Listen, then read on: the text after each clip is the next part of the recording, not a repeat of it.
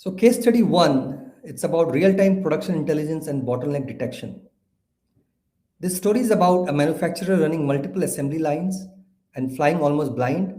The data was technically there, PLCs and machine controllers were generating it all day long, but nobody had a single unified view of what was actually happening on the floor.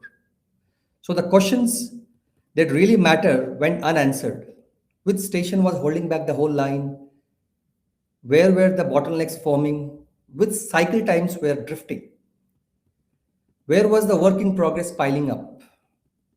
Because no one could see it in the moment, problems usually showed up only after the targets had already been missed. And by then, you are reacting, not preventing. So, what we built was a real time production line intelligence platform. We pulled the live data straight from the machines and production systems and brought it together in one place. It continuously tracks cycle times, station utilization, production counts, and work in progress at every station. And it compares actual performance against the target cycle time automatically.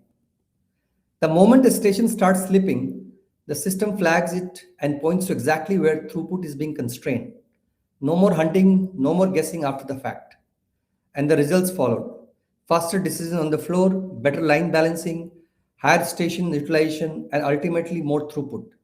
Because the team could finally act on bottlenecks while they were forming instead of explaining them after the fact or after the shift.